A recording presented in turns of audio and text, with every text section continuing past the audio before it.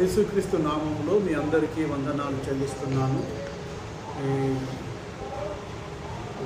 Video కాల్లో phone conference హాల్లో చూస్తున్న మా ప్రేక్షకులకు, సంఘస్థులకు, విశ్వాసులకు సండే ఈ ఉదయకాల స్తుతి ఆరాధన కార్యక్రమంలో మనం ఈ దినము ఒక నూతన అంశంలోనికి మనం విందాము.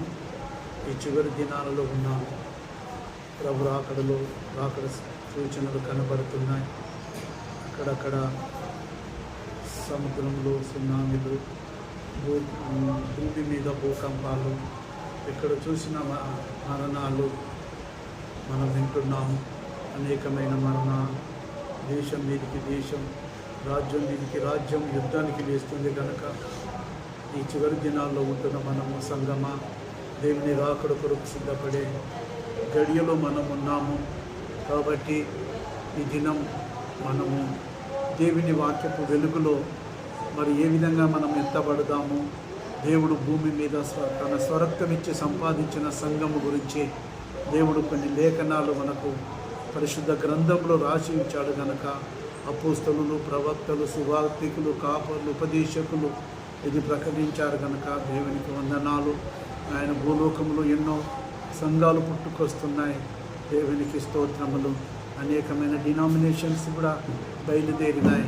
ఒక్కొక్కరు ఇండివిజువల్గా సువార్త సేవ చేస్తూ సంఘాలను స్థాపిస్తూ దానికి వాళ్ళు నాయకుడుగా ఉంటూ సంఘాలను నడిపిస్తున్నాడు.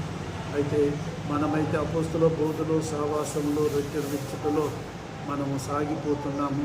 ఈ దినము మనమేమై ఉన్నాము, దేవుడేమి కోరుకుంటున్నాడు, బైబిల్ ఏమి సెలవిస్తుంది, దేవుడు ఏదైతే తను ఉద్దేశించి తన హృదయంలో తను ఒక బలమైన తీర్మానం కలిగి ఉన్నాడో, ఏ మర్మమైతే దేవునికి స్తోత్రములు అపోస్తులైన పౌలుకు బయలుపరచబడిందో అదే మర్మం గురించి పేతురు కూడా, అపోస్తులైన పేతురు కూడా కొన్ని లేఖనాలు రాశాడు.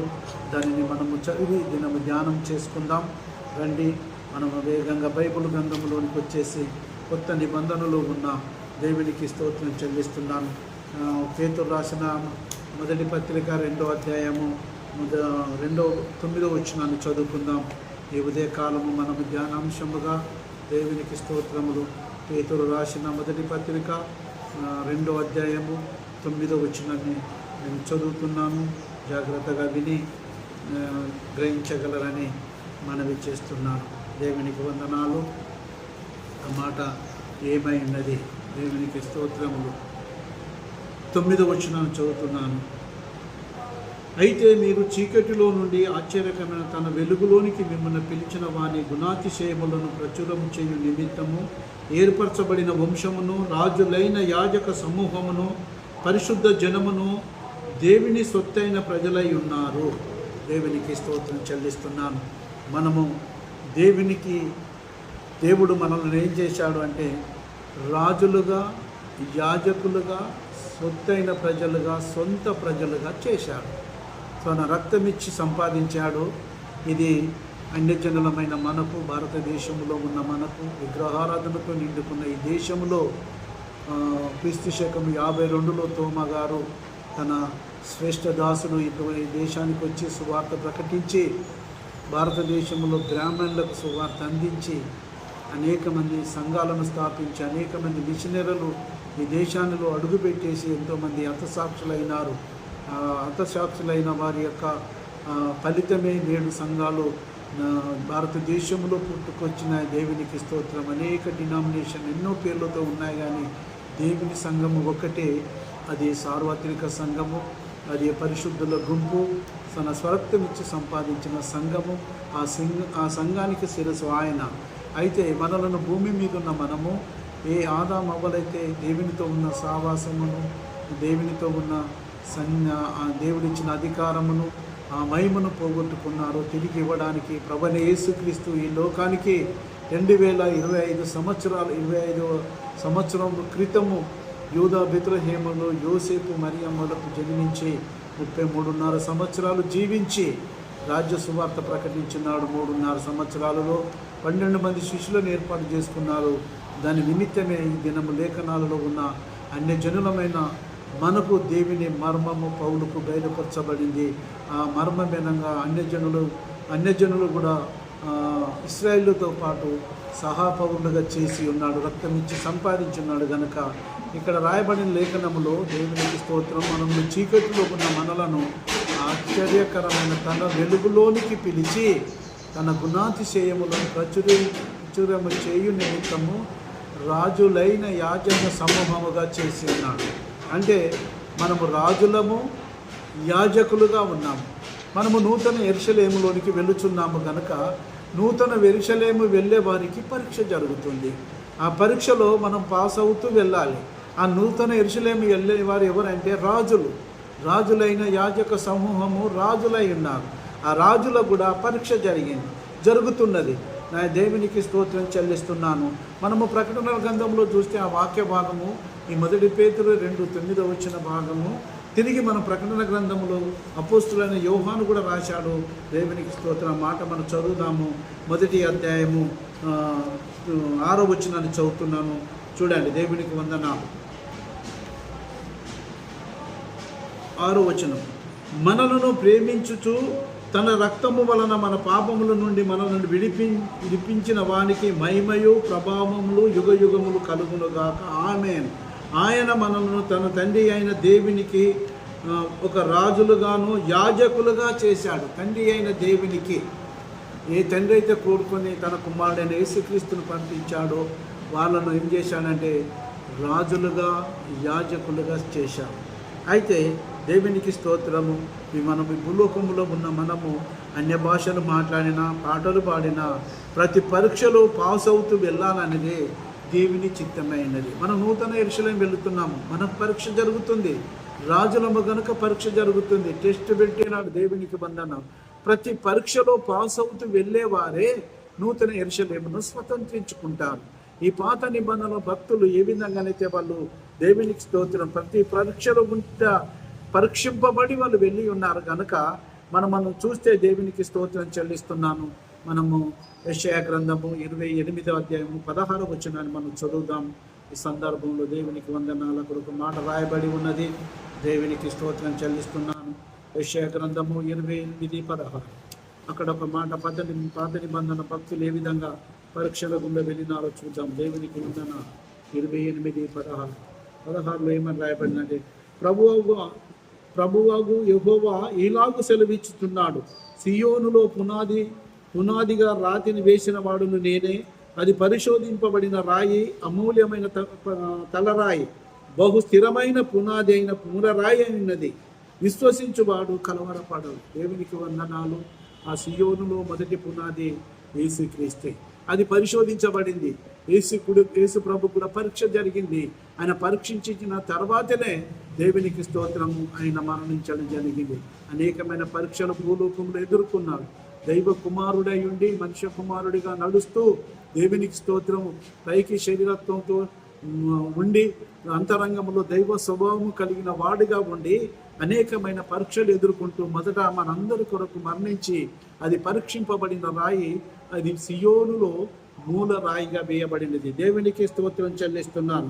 అది స్థిరమైనది, మూలరాయి అయినది. దేవునికి వందనలు. విశ్వసించువాడు ఎన్నడూ కలవరపడడు. ఎవరైతే విశ్వాసం ఉంచుతారో వాళ్ళకు కలవరం ఉండదు. కానీ దేవునికి వందనాలు.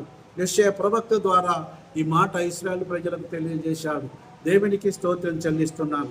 అదేవిధంగా మనము చూస్తే దేవునికి స్తోత్రం చెల్లిస్తున్నాను.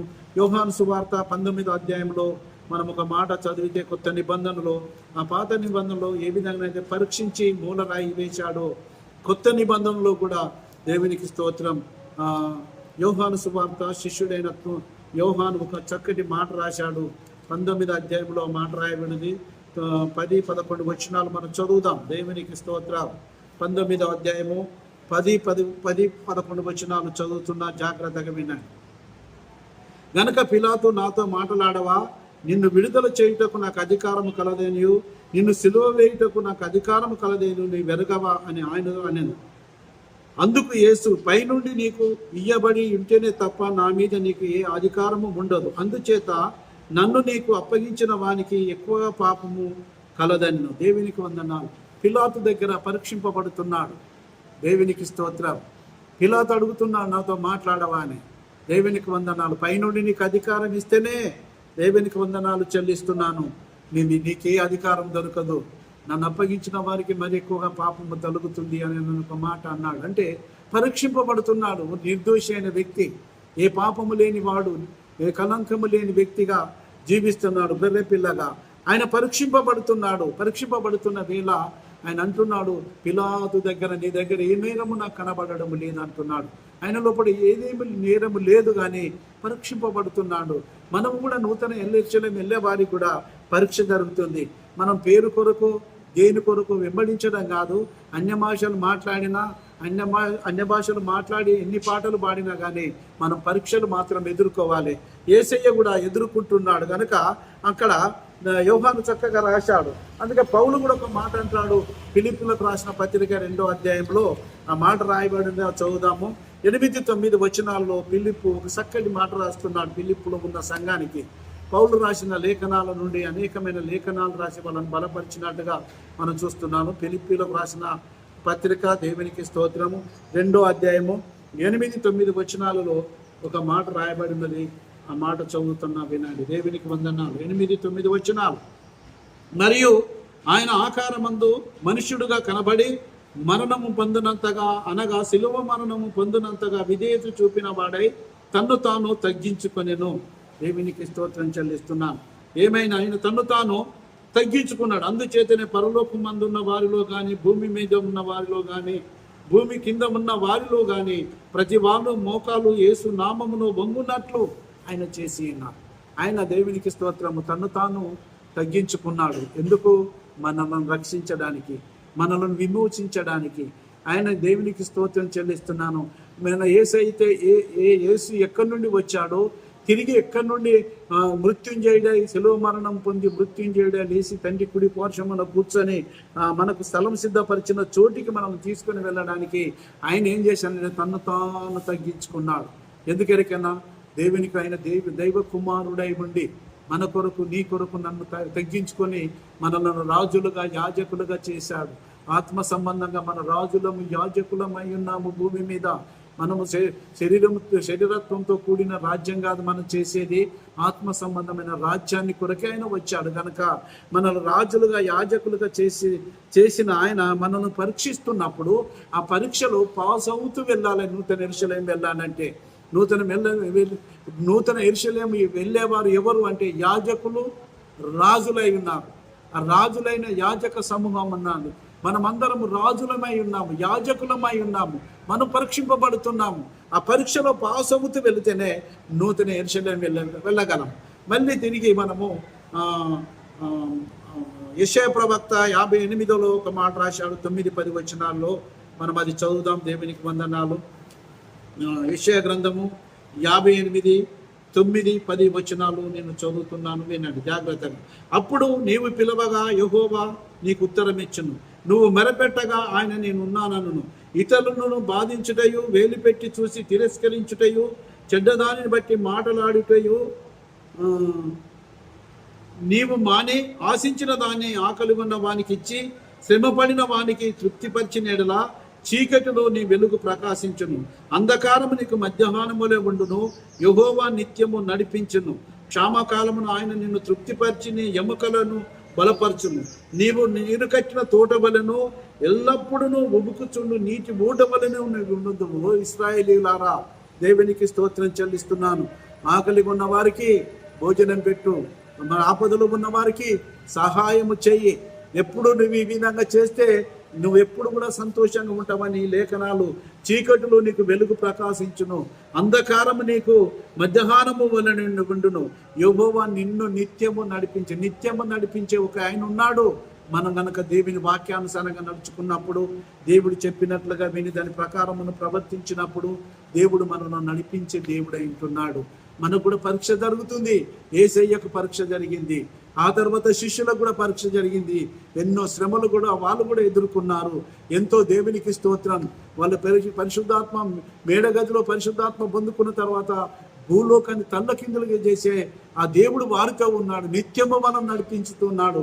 ప్రపంచమంతా తిరిగి సువార్త ప్రకటించిన వాళ్ళై ఉన్నారు. మరి ప్రియమైన దేవుని బిడ్డలారా, సంగమా, దేవుని వాక్యం వింటున్నాము. అపోస్తుల బోధ అని చెప్పుకుంటూ తిరుగుతున్న వారికి పరీక్ష జరుగుతుంది. చాలా మంది వ్యతిరేక దిశలో బోధిస్తున్నారు. యేసు మన కొరకు శ్రమ పడ్డాడు, మనకు కష్టాలు లేవు, మనకు నష్టాలు లేవు, శ్రమలు లేదు, నిందలు లేదు, అవమానాలు లేవు, అన్నీ ఆయన భరించాడు కనుక మనం ఆశీర్వాద బోధకులకు ఈ దినం ఇది నేర్చుకోవాల్సినది ఏంటిదంటే, మీరు చూపించి ఆశించవలసింది ఏంటంటే, నూతన యెరూషలేము వెళ్ళే వారికి పరీక్ష జరుగుతుంది. నువ్వు రాజుగా యాజకుడుగా నువ్వు ఉండాలంటే రాజులకే పరీక్ష జరుగుతుంది. రారాజైన క్రీస్తు కూడా పరీక్ష జరిగింది కనుక దేవునికి స్తోత్రం చెల్లిస్తున్నాను. యెహోవా నిన్ను పిలవగా నీకు ఉత్తరం ఇచ్చును. దేవుడు చెప్పినట్టుగా చేస్తే, మనం పిలిస్తే నేనున్నానంటాడు. దేవునికి వందనం. నువ్వు మొరపెట్టగా ఆయన నేనున్నాను.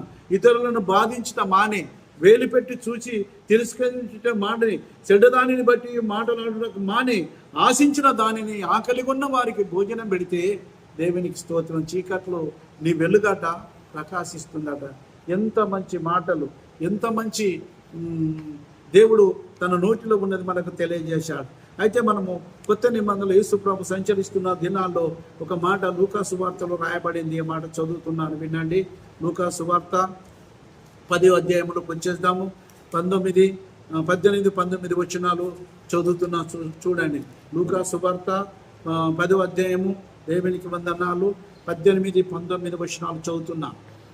ఆయన సాతాను మెరుపు వలె ఆకాశము నుండి పడుట చూచి తిని, ఇదిగో పాములను తేళ్లను త్రొక్కుటకును శత్రు బలమంతటి మీద మీకు అధికారము అనుగ్రహించి ఉన్నాం, ఏది మీకెంత మాత్రము హాని చెయ్యదు. దేవునికి స్తోత్రం. అయితే ప్రియమైన దేవుని బిడ్డలారా, ఇదిగో పాములను తేళ్లను తొక్కుటకు ఆకాశము నుండి సాతాను మెరుపు వలె పడిపోయింది. మనకు తేళ్ల మీద, పాముల మీద, శత్రు బలమంతటి మీద మనకు అధికారం ఇచ్చిండు. ఈ అధికారము మనము లోకముతో సర్దుబాటు చేసుకొని లోకములో ఆశల వైపు పరిగెత్తుచున్నాం కనుక మనం ఏం చేస్తున్నామంటే, సాతానుకు మనము బంధించలేకపోతున్నాము, దాని మీద జయం పొందలేకపోతున్నాము. సాతానుడు అనేక రీతులుగా మన మీద దాడి చేస్తూ ఉన్నాడు. చాలా మంది భయపడుతున్నారు. దేవునికి వందనాలు. నేను శత్రు బలమంతటి మీద నీకు అధికారం ఇచ్చిందానని చెప్తా ఉన్నాడు. సాతాను మెరుపవలి ఆకాశం నుండి పడుటాన్ని చూసి తిని, దేవునికి స్తోత్రం. వాడు పడిపోయిన దూత, ప్రధాన దూతగా ఉన్నాడు, పడిపోయినాడు. దేవునికి స్తోత్రం చెల్లిస్తున్నాను. మరి మనకిచ్చిన అధికారమును మనం ఎందుకు వినియోగించుకోలేకపోతున్నాము? సంగమా, దేవుని బిడ్డలారా, మనము రాజులము, యాజకులము. మనకు ఒక అధికారం ఉంది, ఆత్మ సంబంధమైన అధికారం. దేవునికి వందనాలు. ఈ ధన్యత నరేంద్ర మోడీకి దొరకలేదు. శరీర సంబంధంగా ఆయన దేశానికి ప్రధాని, కానీ ఆత్మ సంబంధమైన అధికారం లేదు ఆయనకు. దేవునికి వందనాలు. మనకున్నది, మనకు అధికారం ఇచ్చాడు, అభిషేకం ఇచ్చాడు. మనము రాజులమై ఉన్నాము. దేవునికి స్తోత్రం. మన చేతిలో రూపాయి లేకపోయినా, మన బ్యాంకు బ్యాలెన్స్ లేకపోయినా, జేబులో రూపాయి లేకపోయినా, ఏ రాయి మీద కూర్చున్నది మన సింహాసనం అయినది. మనము రాజులమై ఉన్నాము. సాతానుకు తెలుసు వీళ్ళు రాజులైన యాజక సమూహం అని. నీకు వస్తున్న పరీక్షలలో నాకే రావన్నా, నాకే ఈ కష్టాల, నాకే శ్రమల, నాకే అవమానాలని అందరూ భయపడుతూ ఉంటారు. కానీ పరీక్ష జరుగుతుంది. ఆ పరీక్షలో మనం పాస్ అవుతూ వెళ్ళాలి. మనం నూతన యెరూషలేము వెళుతున్నాము. నూతన యెరూషలేము వెళ్ళే వాళ్ళు రాజులై ఉన్నారు, యాజకులై ఉన్నారు. తర్వాత మనం రోమాపత్రికలో పౌలు ఒక మాట రాస్తా ఉన్నాడు, అది కూడా చదువుదాం. రోమాపత్రిక 8వ అధ్యాయము 16-17 వచనాలు ఏమంటున్నాడంటే, మనం దేవుని పిల్లలుగా ఉండాలంటే దేవుని ఆత్మచేతనే నడిపించబడాలని దేవుడు అక్కడ రాసి పెట్టాడు చక్కగా. 8వ అధ్యాయము 16-17 వచనాలు ఏమంటున్నాడో చూద్దాం. దేవునికి వందనాలు. 16-17 వచనాలు. మనము దేవుని పిల్లలమనే ఆత్మ తానే మన ఆత్మతో కూడా సాక్ష్యం ఇచ్చుచున్నాడు. మనం పిల్లలమైతే వారసులము, అనగా దేవుని వారసులము, క్రీస్తుతో కూడా మహిమ పొందుటకు ఆయనతో కూడా శ్రమ పడిన ఎడల క్రీస్తు తోటి వారసులము. మనము కూడా దేవునికి స్తోత్రము, క్రీస్తుతో పాటు మనము శ్రమ పడిన ఎడల మన క్రీస్తు వారసులము. శ్రమ లేకుండా మనం వారసులం కాలేము. దేవుని పిల్లలమని చెప్పుకొని తిరుగుతున్న మనకు శ్రమలు రాకపోతే మనం దేవుని పిల్లలం కాలేము. దేవునికి వందనాలు. పరీక్ష జరుగుతుంది. ఇక్కడ ఆత్మ చెప్తా ఉన్నాడు, దేవునికి స్తోత్రం, మనం దేవుని పిల్లలమనే ఆత్మ మన ఆత్మతో సాక్ష్యం ఇస్తున్నాడు. దేవుడు ఆత్మ మన ఆత్మతో చెప్తున్నాడు మనం ఆయన పిల్లలమని. మనం ఎందుకు భయపడాలి? ఎందుకు మనము జడియాలి? ఎందుకు ఏ రోగం ఏం చేస్తూ ఉంటుంది? ఏ శాతాను శక్తులు ఏం చేస్తూ ఉంటాయి? ఏ చేతబడి శక్తులు ఏం చేస్తూ ఉంటుంది? దేవునికి వందనాలు. భారతదేశంలో సువార్త ప్రకటిస్తున్న వేళ అనేక మంది మీద మత సందేశవాదులు దాడి చేస్తున్న వేళ దేవునికి స్తోత్రం చెల్లిస్తున్నాను. వాళ్ళు ధైర్యంగా ఎందుకు చెప్పగలుగుతున్నారంటే మేము రాజులైన యాజక సమూహము కాబట్టి ఎన్ని శ్రమలైనా మేము ఎదుర్కొంటాము అని దేవునికి స్తోత్రం. వాళ్ళు ప్రభు కొరకు నిలబడ్డాము. మనం క్రీస్తు తోటి వారసులం కావాలంటే మనం శ్రమ పడక తప్పదు. ఈ శ్రమలు మనం తప్పకుండా భూమి మీద ఉన్న ఈ సార్వత్రిక సంఘముగా సిద్ధపడుతున్న వాళ్ళు నూతన యెరూషలేము వెళ్ళే వారందరికీ పరీక్ష జరుగుతుంది కనుక ప్రతి ఒక్కరికి పరీక్ష ఉంది. ఈ పరీక్షలో పాస్ అవుతూ వెళ్ళాలి. మనం చిన్నప్పుడు మనం చదువుకున్నాం, మన తల్లిదండ్రులు చదివిపించారు. First class, second class, third class, intermediate, degree, 10th ఇవన్నీ స్టెప్ బై స్టెప్ పాస్ అవ్వకుంటూ వెళ్ళినాం కాబట్టి హయ్యర్ ఎడ్యుకేషన్ చేశాము. మనం కూడా నూతన యెరూషలేము కొరకు వెళుతున్నాం కనుక దినదినం మన పరీక్ష జరుగుతుంది. దినదినం మనం శ్రమ పడుతున్నాం, దినదినం అవమానాలు పరచబడుతున్నాము. వాళ్ళు గుడికి వెళుతున్నారట, వాళ్ళు ప్రభుని నమ్ముకున్న పిల్లలాట అని చెప్పి మన వెనకాల ఎంతో మంది సూటిపోటి మాటలు మాట్లాడుతూ ఉన్నారు. నువ్వు రాజువు యాజకులుగా చేసినాడు గనక ఈ రాజులకే పరీక్ష జరుగుతుంది. నువ్వు రాజు అయితే నువ్వు అన్ని ఎదుర్కోవాలి. అవమానాలు ఎదుర్కోవాలి, నిందలు ఎదుర్కోవాలి, కష్టాలు ఎదుర్కోవాలి, శ్రమలు ఎదుర్కోవాలి, అన్నిటినీ ఎదుర్కోవాలి. దేవునికి వందనాలు. నూతన యెరూషలేము ప్రవేశించేంత వరకు మనం ప్రభుని వెంబడించాలి. పేరు కొరకు ప్రభుని వెంబడించే వాళ్ళను దేవుడు ఎట్టి పరిస్థితుల్లో ఒప్పుకోడు. అయితే ఈ పాత నిబంధనలో కూడా అనేక మంది పరీక్ష జరిగింది. మరి కొత్త నిబంధనలో కూడా ఒక మాట, కొన్ని లేఖనాలని మనం చూద్దాము. హెబ్రీలకు రాసిన పత్రికలో ఆ మాట రాయబడింది 5వ అధ్యాయంలో. పౌలు ఒక చక్కటి మాట, హెబ్రీయులు అంటే అబ్రహాము సంతానం అని, ఇబ్రూ భాష మాట్లాడే వారిని నేను హెబ్రీయులు అని కూడా అని అంటా ఉంటారు. దేవునికి వందన. అందులో ఒక మాట, ఈ 5వ అధ్యాయము 8-9 వచనాలలో ఒక మాట రాయబడినది, చదువుతున్న వినండి. దేవునికి వందనాలు చెల్లిస్తున్నాం. ఆయన కుమారుడై ఉండి తాను పొందిన శ్రమల వలన విధేయత నేర్చుకున్నాను. ఆయన తండ్రి కుమారుడై ఉన్నాడు, ఏకైక కుమారుడు, అద్వితీయ కుమారుడు. తన కుమారుని లోకానికి పంపిస్తే దేవునికి స్తోత్రం చెల్లిస్తున్నా. ఆయన ఏమైందంటే శ్రమల వలన విధేయత నేర్చుకున్నాడట. ఆయన కుమారుడైన తాను పొందిన శ్రమల వలన విధేయత నేర్చుకున్నాడు. మన విధేయత, వినయం కలిగి ఉండాలి. దేవునికి విధేయులమై ఉండాలి, పెద్దలకు విధేయులమై ఉండాలి. దేవునికి స్తోత్రం. తల్లిదండ్రులకు కూడా విధేయులై ఉండాలి. తండ్రికి మహిమ తెచ్చే కుమారుడుగా ఈయన జీవిస్తూ ఉన్నాడు. తర్వాత ఆయన సంపూర్ణ సిద్ధి పొందిన వాడై మెల్కీసెదెకు యొక్క క్రమములో చేరిన ప్రధాన యాజకుడని దేవుని చేత పిలువబడి తనకు విధేయుల వారందరికీ నిత్య రక్షణక కారకుడైన వాడు. మనమాట దేవునికి స్తోత్రం. మెల్కీసెదెకు క్రమము చొప్పున ప్రధాన యాజకుడై ఉండి దేవునికి వందనాలు చెల్లిస్తున్నాం. తనకు విధేయులైన వారందరికట నిత్య రక్షణ మనకు కలగజేశాడు. మన విధేయులం అయితేనే నిత్య రక్షణ ఉంటుంది. మనం విధేయులం కాకపోతే అది పోగొట్టుకుంటాం. మనం దేవునికి వందనాలు. మరి పరీక్ష జరుగుతున్న వేళ మనం ఎందుకు పరీక్షించుకోకూడదు? మనం ఎందుకు విధేయులం కాకూడదు? శ్రమ వచ్చినప్పుడు విధేయులం కావాలే కానీ తిరుగుబాటు స్వభావముగా ఉంటే ఏ విధంగా ఉంటాము? దేవునికి స్తోత్రం. నువ్వు నూతన యెరూషలేము వెళుతున్నావు. నేడు రేపు ప్రభు రాబోతున్నాడు. అనేక భూప్రపంచాలు మార్పులు కనబడుతున్నాయి. దేవునికి స్తోత్రం. మరణాలు వింటున్నాము. దేవునికి వందనాలు. యుద్ధ సమాచారం వింటున్నాము. ఎక్కడ చూసిన హత్యలు, అత్యాచారాలు జరుగుతున్నాయి. నెమ్మది లేదు. ఏ ప్రభుత్వం వాళ్ళు కూడా ఇది చక్కబెట్టలేకపోతున్నారు. ఏ ముఖ్యమంత్రి కూడా చక్కబెట్టలేకపోతున్నాడు. ఏ ప్రధాని కూడా దేవునికి స్తోత్రం చక్కబెట్టలేకపోతున్నాడు. ఆయన రావలసినది ఒక వ్యక్తి, ఆయనే ప్రభువైన యేసుక్రీస్తు. ఆయన వచ్చి దావీదు సింహాసనాన్ని మీద కూర్చొని యెరూషలేము కేంద్రంగా చేసుకొని ఆ 1000 ఏళ్ల పరిపాలనలో ఇవన్నీ మనము చూడము, సుఖ సంతోషాలతో వర్ధిల్లుచూ ఉంటాము. దేవునికి వందనాలు చెల్లిస్తున్నాం. దేశమంతా, ప్రపంచమంతా ఆయనను చూస్తాలి. ఆయన రాజ్యం కావాలని అందుకే శిష్యులకు చెప్పాడు, దేవునికి పరలోకమందున్న మా తండ్రి నీ నామము పరిశుద్ధపరచబడును గాక, నీ రాజ్యం వచ్చును గాక అని చేయమని అన్నాడు. ఎప్పుడోనే ఆదిలోనే చెప్పాడు ఈ మాట. అనేక మంది ప్రార్థన చేయలేకపోతున్నారు. నీ రాజ్యం వచ్చును గాక అని కాదు, ఎలక్షన్లలో మా మంచి పార్టీ గెలవాలి ప్రభు అని ప్రార్థన చేస్తున్నారు. కేంద్రంలో బీజేపీ రావద్దు కానీ కూడా ప్రార్థన చేసి ఉన్నారు. కానీ నీ రాజ్యము మాకు వచ్చును గాక, నీ చిత్తము పరలోకమందు ఎలాగో అలాగూ భూమి మీద నెరవేర్చబడును గాక అని మనము ఈ ప్రార్థన మనం ఎన్నడూ కూడా మనం ఉచ్చరించము. మన నాలుకకు రాదు గనక దేవునికి స్తోత్రం చెల్లిస్తున్నాను. మనము నూతన యెరూషలేము వెళుతున్న వారికి ఏమైందంటే తనకు విధేయులైన వారందరికీ నిత్య రక్షణకు కారకుడయ్యారు. మనం విధేయులం అవుదామా? దేవుని రాకుడ కొరకు ఎదురు చూద్దామా? నువ్వు రాజులుగా యాజకులుగా పిలిచిన చీకట్లో ఉన్న మనలను ఆశ్చర్యకరమైన వెలుగులోనికి పిలిచి రాజులుగా యాజకులుగా చేసిన మనలను ఈ రాజులకే పరీక్ష జరుగుతుంది కనుక మనం ఏం చేయాలి? పరీక్షలో పాస్ అవుతూ వెళ్ళాలి. తర్వాత 4వ అధ్యాయంలో కూడా అదే మాట రాయబడ్డాడు. అదే ఇబ్రీయులకు రాసిన పత్రిక 4వ అధ్యాయము. దేవునికి స్తోత్రం చెల్లిస్తున్నాను. 2:5 వరకు మనం చదువుదాం. తాను కూడా బలహీనత చేత ఆవరించబడి ఉన్న 4వ అధ్యాయము 4-5 వచనాలు. దేవునికి స్తోత్రం. 2 మొదట ఏమన్నాడే? వారికి ప్రకటించినట్లు మనకు సువార్త ప్రకటింపబడిన కానీ వారు వినిన వారితో విశ్వాసములు గల వారే ఉండలేదు కనుక విన్న వాక్యము వారికి నిష్ప్రయోజనమైనది. మనకు కూడా సువార్త ప్రకటించినట్లు కూడా వారికి కూడా ప్రకటింపబడింది. ఆ విన్న వాక్యం అంటే చెల్లిస్తున్నాం. తర్వాత ఏమంటున్నాడంటే దేవునికి వందనాలు చెల్లిస్తున్నాం. కాగా జగత్పత్తి వేయినప్పుడే ఆయన కార్యములన్నీ సంపూర్తి ఉన్నను ఈ విశ్రాంతిని గురించి నేను కోపంతో ప్రమాణం చేసినట్టు నా విశ్వాసంలో ప్రవేశింపరు అని ఆయన చెప్పిన మాట అనుసరించి విశ్వాసులమైన మనము ఆ విశ్రాంతిలో ప్రవేశించుచున్నాము. మరియు దేవుడు 7వ దినమందు తన కార్యములన్నింటిని ముగించి విశ్రమించను. దేవునికి స్తోత్రం.